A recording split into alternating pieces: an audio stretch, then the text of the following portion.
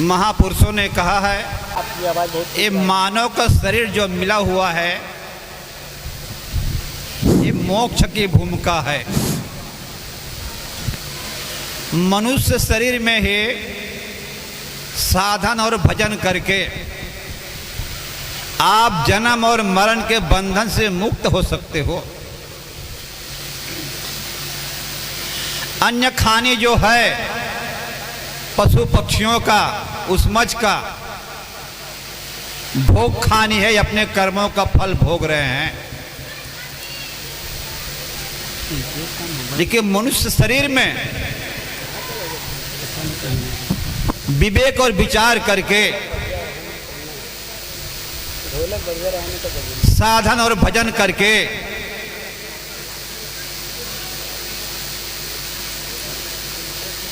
जन्म और मरण के बंधन को मिटा सकते हो। संसार में 3 दुख है, जन्म का दुख, मरण का दुख और बार बार गर्भवास में जा करके कठिन से कठिन दुख को सहन करना। महापुरुषों ने कहा है जब गर्भ में बच्चा रहता है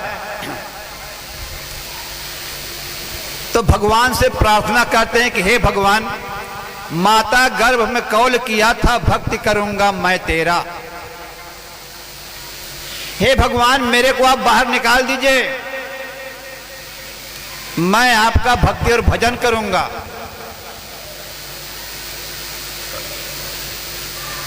कई बच्चे तो गर्भ में मर जाते हैं, जिनका प्रारब्ध प्रबल होता है वो बाहर आ जाते हैं। तो गर्भवास में उन्हें कबूल किया था कि भक्ति करूंगा मैं तेरा, लेकिन क्या हुआ, इस झूठी दुनिया में आकर नाम भुलाया मैं तेरा। दुनिया में आकर एक दूसरे को देखकर मैं मतवाला हो गया और आपसे जो वायदा किया था मैं भूल गया। इसलिए महापुरुषों ने कहा है, सदगुरु कबीर साहब ने कहा है मनुष्य के बारे में, मानुष जन्म दुर्लभ है बहुरिंदु जी बार। मनुष्य का शरीर बहुत दुर्लभ है, ये बार बार नहीं मिलता है। और शास्त्रों में कहते हैं दुर्लभो मानसो देहा देहि नाम क्षणभंगुरः। मनुष्य का शरीर प्राप्त करना बहुत दुर्लभ है, और दुर्लभ के साथ साथ क्या है, क्षणभंगुर है। कब शरीर छूट जाए हम कह नहीं सकते हैं। हमारा शरीर में 10 दरवाजा है, और 10 दरवाजा जहां हो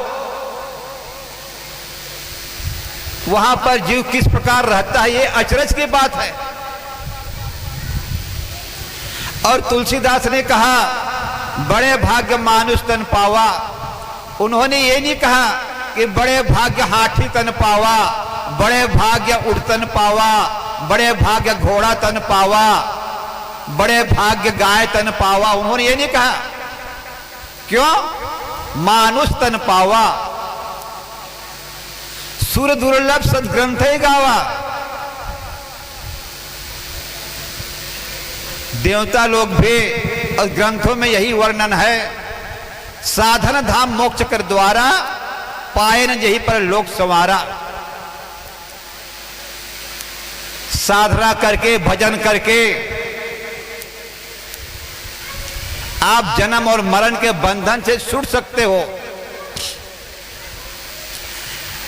जन्म और मरण आपके हाथ पर नहीं,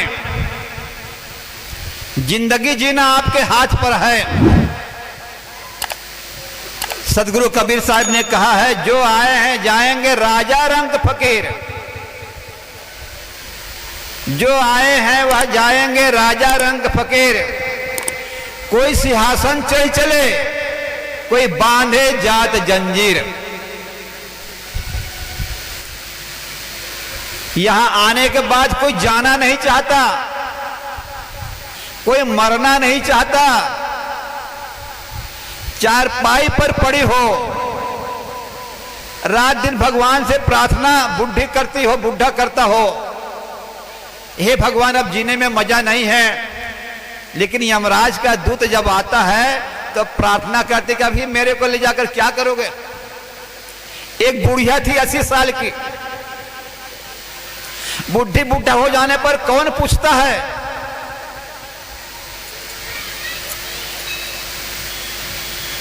कोना में चारपाई लगवा देता है, टूटी खाटली फूटी माटली दवा की बाटली आई। जितना आपने धन संपत्ति कमाया, घर के कोना में आपको रहने के लिए देंगे, वो भी अच्छी चारपाई नहीं। बुढ़ी बुढ़ा हो गए हैं, अरे खराब कर देगा, तोड़ देगा। चाहे जितना भी धन संपत्ति कमाए होंगे, लेकिन टूटी खाटली चारपाई आपको देंगे। और अंतिम में आपकी संपत्ति क्या है? टूटी खाटली फूटी माटली। पानी के लिए आपके लिए क्या रख देंगे? एक माटला, वो भी फूटी हुई माटला, और दवा की बाटली रख देंगे। अंतिम में आपकी यही दवाई है, यही आपकी संपत्ति है, चाहे आप जितना भी कमाए होंगे।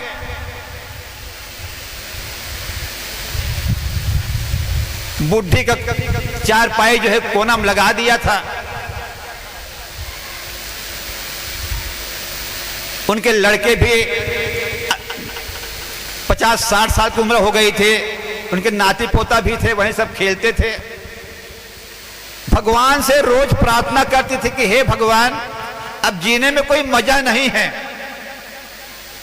मेरे को ले जाओ तो ठीक है। रोज रोज कहने पर भगवान ने यमराज से फोन लगाया। यमराज कहे क्या बात है?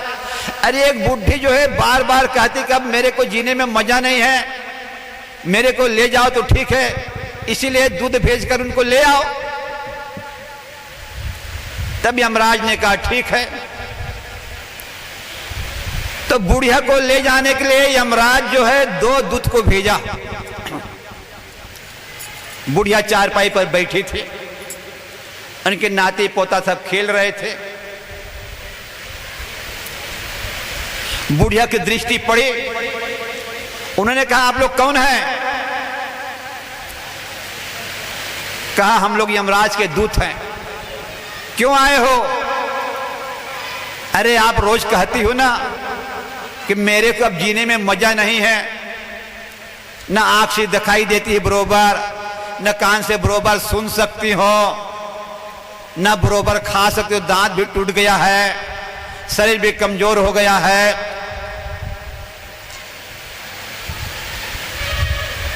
आप कहती थी ना अब ले चलो, मजा नहीं है जीने में, कहकर इसीलिए यमराज ने हम लोगों को भेजा है। चारपाई पर पड़ी है, बुढ़ी चारपाई पर पड़ी है, क्या कहती है? अरे मेरे को ले जाकर क्या करोगे, मैं तो बुढ़ी हो गई हूं।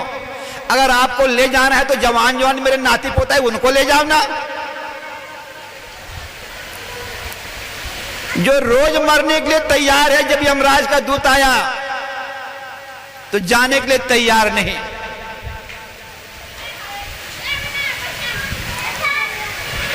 यमराज के दूत लोगों को डांट कर भगा दिए बुढ़े। यमराज के दूत लोग जब खाली गए यमराज के पास, यमराज ने पूछा क्या बात है भाई, आज तक आप लोग खाली नहीं आए, लेकिन आज खाली हाथ क्यों आ रहे हो? तब उन्होंने कहा अरे बुढ़िया आना ही नहीं चाहती है, ऊपर ऊपर से कहती है कि हे भगवान मेरे को ले चलो काका, लेकिन अंदर से आना नहीं चाहती है। यमराज ने कहा ठीक है मैं चलता हूं। यमराज आए। यमराज की सवारी क्या है? भैंसा है, पाड़ा है। यमराज जब पहाड़ पर बैठकर आए भैंसा पर, दरवाजे पर खड़े हो गए। बुढ़िया की दृष्टि फिर पड़ गई। उन्होंने कहा आप कौन हैं? उन्होंने कहा मैं यमराज हूं। आप क्यों आए हो? उन्होंने कहा मैं आपको ले जाने के लिए आया हूं। अरे ले जाने के लिए आए तो पहले मेरे पास संदेश तो भेज देते, कोई पत्र वत्र लिख कर भेज देते कि मैं अमुक दिन आने वाला हूं। क्या कर? यमराज ने कहा मैंने खत पहले ही भेज चुका हूं, पत्र मैं पहले ही भेज चुका हूं, और एक पत्र नहीं मैंने 4-4 5-5 पत्र भेज चुका हूं। बुढ़िया ने कहा अरे मेरे को पत्र मिला ही नहीं। अरे पत्र मिल चुका है लेकिन आपने उस पत्र को पढ़ नहीं पाई तो मैं क्या करूंगा? तब बुढ़िया ने कहा पहला पत्र क्या? तब उन्होंने कहा अरे जिस आंख से आप जो बारीक बारीक अक्षर को पढ़ लेते थे, बारीक बारीक चीज को देख लेते थे, आज उस आंख से बड़ी बड़ी वस्तु भी नहीं देख पा रही हो। ये मेरा पहला पत्र है। दूसरा पत्र, अरे दूसरा पत्र यह है कोई अगर धीमे धीमे आदमी बोलते थे दीवार के किनारे खड़े होकर, उनको भी तुम सुन लेती थे। आज लोग चिल्ला चिल्ला कर बोल रहे हैं, उसको भी नहीं सुन पा रही हो। ये मेरा दूसरा पत्र। तीसरा पत्र, अरे जिस दांत से कड़ी वस्तु को चबाकर खा जाते थे, आज वो दांत तेरे पड़ गए, आज जो है नरम वस्तु भी नहीं खा पा रही हो। ये मेरा पत्र। चौथा, अरे जिस शरीर में ताकत थी तो खूब दौड़ते थे, खूब काम करते थे दौड़ दौड़ करके, आज उस शरीर को चला पाना मुश्किल पड़ रहा है आपको। ये मेरा चौथा पत्र। पांचवा, अरे तुम्हारा बाल काला काला था, आज सफेद हो गया, फिर भी तुम नहीं पढ़ पाई तो मैं क्या करूं? बुढ़िया हाथ जोड़ती रही कि भगवान मेरे को न ले जाओ, न ले जाओ। लेकिन यमराज कहां मानने वाला? सब लोग परिवार के लोग खड़े थे, कोई यमराज से बचा नहीं पाए। यमराज ले गए, बुढ़िया रोती रोती गई। और वही हमारी भी स्थिति आएगी। समय बड़ा बलवान है, कर्म प्रधान है, समय परिवर्तनशील है। इसीलिए आज हमको जो शरीर मिला हुआ है, जितना बन सके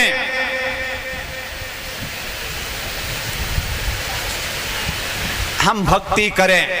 सदगुरु कबीर साहब को धनी धर्मदास साहब ने पूछा उनके शिष्य ने कि गुरुदेव हम लोग गृहस्थ में रहते हैं तो हमारी मुक्ति कैसी होगी? कबीर साहब ने कहा जीव दया संतन सेवकाई, जीवों पर दया करो और संतों की सेवा करो।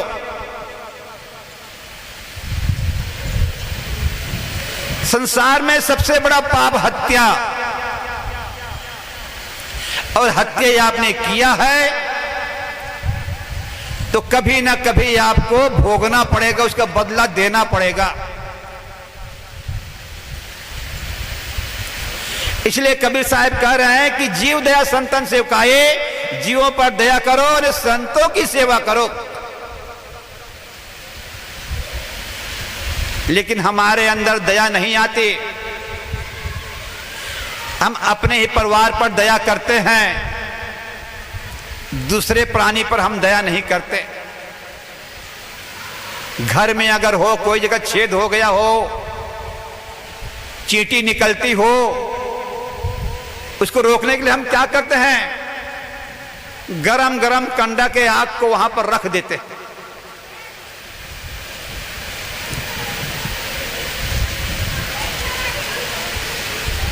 इसीलिए जैसे भी आप करेंगे, समय आएगा उस कर्मों का फल आपको भोगना पड़ेगा। भगवान वहां आपको बचाने के लिए आने वाला नहीं। कर्मों का फल तो भगवान को भी भोगना पड़ा। भगवान ने बताया कि देखो कर्मों का फल मैं भोग रहा हूं। रामा अवतार में उन्होंने बाली को छुपकर मारा था।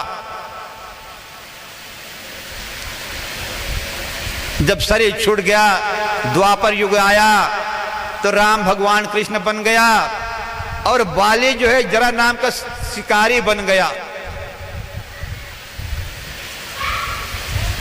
गंधारी ने श्राप दे दिया था कि जाओ, आप भगवान के होते हुए मेरे परिवार पूरा नष्ट हो गया। आपके रहते हुए आपने युद्ध करवा दिया। समय जब आएगा तो आपके परिवार भी आपस में झगड़कर लड़कर कटकर मर जाएगा, आप भी दुखी हो जाओगे। उनके आंखों के सामने उसके परिवार लड़ कटकर मर गया, दुखी हो गया। अंतिम में जंगल में जाकर बैठा था। जरा नाम का शिकारी गया, समझा कि कोई हिरन है, मारा बाण, लगा पैर पर, चिल्लाया। दौड़ते हुए शिकारी गया। भगवान ने देखा, अफसोस किया शिकारी कि ओहो मेरे से भूल हो गई। भगवान ने कहा अफसोस मत करो, दुखी मत हो, क्योंकि त्रेता युग में मैं राम था, द्वापर में कृष्ण बना, त्रेता में आप बाली थे, इस समय आप शिकारी बने हुए हैं, इसीलिए मैं अपने कर्मों का फल दे रहा हूं। जब भगवान अपने कर्मों का फल दिया तो आप कौन है कि उनके नाम लेकर आप बचना चाहते हो? इसलिए सदगुरु कबीर साहब कह रहे हैं कि जीव दया संतन सेवकाए, जीवों पर दया करो, संतों की सेवा करो।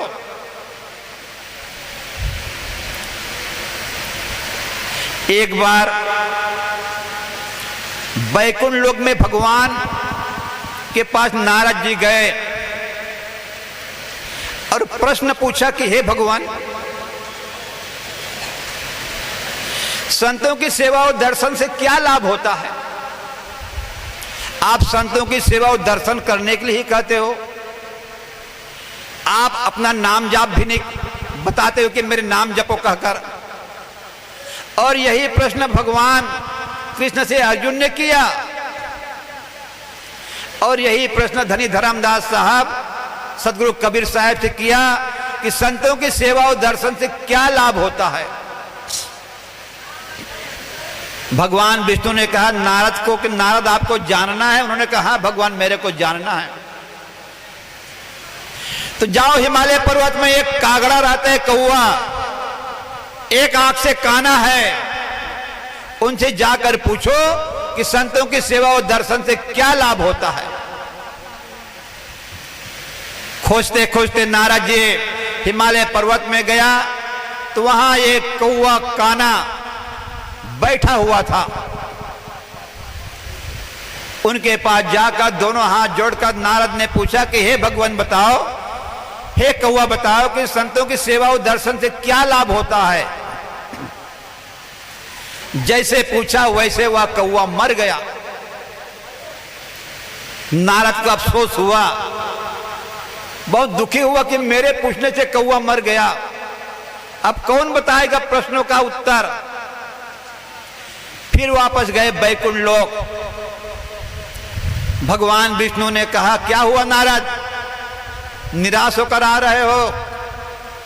भगवान जिनके पास आपने मेरे को भेजा था पूछने के लिए, मैंने पूछा और मेरे पूछते ही वह कौवा मर गया, अब क्या करो? तब कहा कि जाओ, एक तालाब है, उस तालाब में एक बगुला है, एक पग पर खड़ा होकर वो ध्यान कर रहा है, उनसे जाकर पूछो, वो आपको बता देगा। फिर खोजते खोजते नारद जी उस तालाब पर गया जहां वह बगला एक पग पर खड़ा होकर ध्यान लगा रहा था। दोनों हाथ जोड़कर उस बगला से पूछा कि हे बगला बताओ, संत महात्माओं की सेवा और दर्शन से क्या लाभ होता है?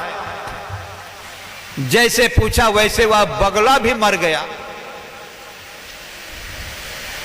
नारद को आश्चर्य हुआ कि मैं क्या करूं, जहां भगवान मेरे को भेजते हैं और मैं पूछता हूं वैसे वह मर जाता है, प्रश्नों का उत्तर मेरे को नहीं मिलता है। फिर गए, भगवान ने पूछा क्या हुआ नारद? कहा भगवान वह बगुला भी मर गया। तब कहा कि जाओ मानसरोवर में एक हंस रहता है, उस हंस से पूछो, वह जाकर वह हंस बता देगा, क्योंकि मानसरोवर भारत और चीन के बॉर्डर पर है, वह हंस रहते हैं। खोजते खोजते गया, हंस को देखकर नारद ने दोनों हाथ जोड़कर पूछा कि हे हंस बताओ, संत महात्माओं की सेवा और दर्शन से क्या लाभ होता है? जैसे पूछे वैसे हंस भी मर गया। बड़ा आश्चर्य हुआ। नारद फिर बैकुंठ लोग आए, भगवान ने कहा नारद क्या हुआ? तब नारद ने कहा कि भगवान एक तो आप बताते भी नहीं हो, और जिनके पास मेरे को भेजते हो वहां जाता हूं, उनको पूछता हूं तो वह मर जाता है। लेकिन नारद हार नहीं माना। जो हार नहीं मानता है वही आदमी अपने लक्ष्य तक पहुंचते हैं। चींटी कभी हार नहीं मानती, किसी भी वस्तु पर लक्ष्य लगा लेती है तो वहां तक पहुंच कर रहती है। लेकिन जो हार मान जाता है वह आदमी रुक जाता है, और जो मेहनत करता रहता है तो समय आने पर उनका भाग्य खुल जाता है। श्रद्धावान लभते ज्ञानम, श्रद्धा ज्ञान को बढ़ाती है, नम्रता मान को बढ़ाती है, योग्यता स्थान को बढ़ाती है। अगर तीनों चीज मिल जाए तो सम्मान को बढ़ाती है। अंतिम में तो हंस भी मर गया। तब भगवान नारद भगवान विष्णु के पास गए बैकुंठ लोग और पूछा हे भगवान अब क्या करो?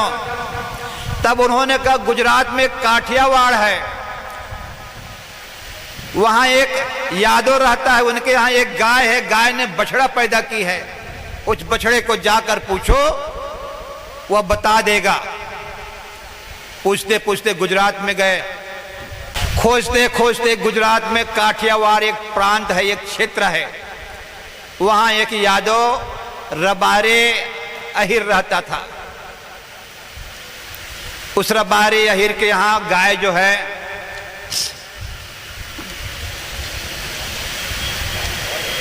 बच्चा पैदा की थी। उस बछड़ा के पास जाकर पूछा हे बछड़ा बताओ साधु संतों की सेवा और दर्शन से क्या लाभ होता है? जैसे पूछा वैसे वह बछड़ा भी मर गया।